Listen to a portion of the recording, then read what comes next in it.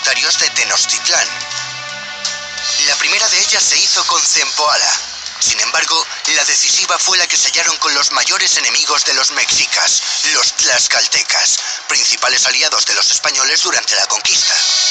Mientras todo esto ocurría, Moctezuma alternaba ofrendas con las que trataba de disuadir a aquellos hombres de entrar en su ciudad con estrategias bélicas. En la ciudad sagrada de Cholula, el emperador había previsto acabar con los españoles. Cortés, viendo las señales de una posible emboscada, se adelantó e hizo un baño de sangre entre la nobleza cholulteca. La conmoción de aquella matanza allanó el camino de los castellanos, que cruzaron entre volcanes y se dirigieron a la capital del imperio, donde fueron recibidos fastuosamente. La ciudad lacustre de Tenochtitlán les impresionó hondamente. Era tan bella como peligrosa.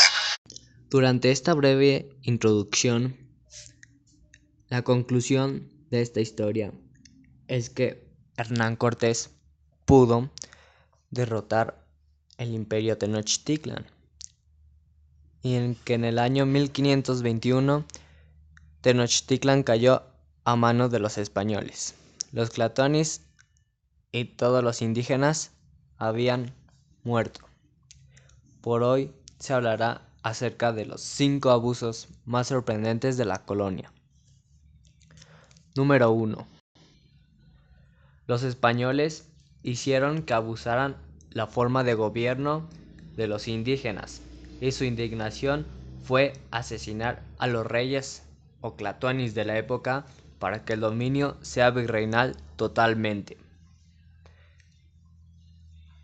El número 2 fue la destrucción de arquitectura perfecta de los mexicas, como son altares para rituales, pirámides, pinturas y recreación de dioses de piedra.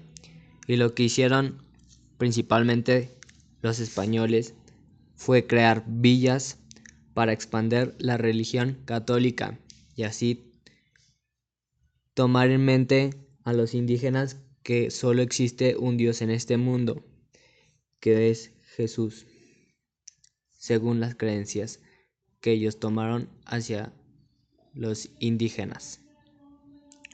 El número 3. Crearon leyes extremistas los españoles a indígenas, donde los mexicas trabajaban día y noche y su sueldo era muy bajo para que sobrevivieran, y el impuesto se los quedaban los españoles, así creando una especie de esclavitud.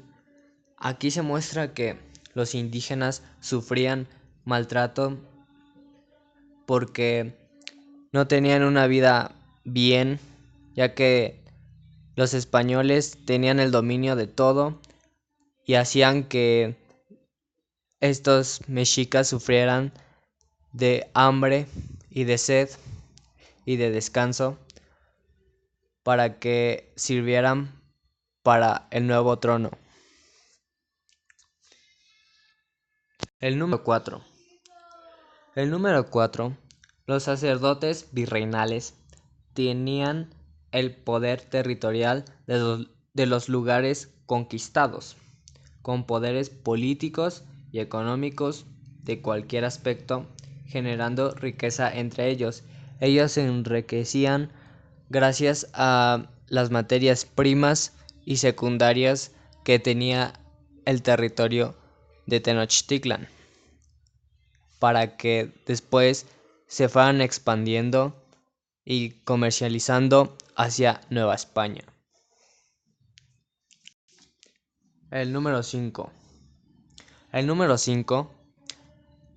y la más importante, que influye casi en nuestra sociedad, fueron que los españoles tuvieron conexiones amorosas con mujeres indígenas para procrear hijos 50% indígena y 50% español, creando un tipo de mestizaje. Por ejemplo, fue el caso de Hernán Cortés y la Malinche. Se ha mencionado muchas veces que tuvieron algo entre ellos y que probablemente se creó un hijo, pero eso es a base de la historia que se tiene registrada según en libros. Y también una de las cosas más importantes fue que los españoles trajeron de Nueva España a México, Tenochtitlan, fueron que las enfermedades como la viruela y la peste negra fueron extremadamente malas para los indígenas, ya que murieron la mitad de la población y las medicinas que se tenían en esa época no eran suficientes. He aquí una de la prueba de que fue una tortura esto y uno de los abusos más importantes que se tuvieron en esa época hacia los indígenas mexicas. Muchas gracias.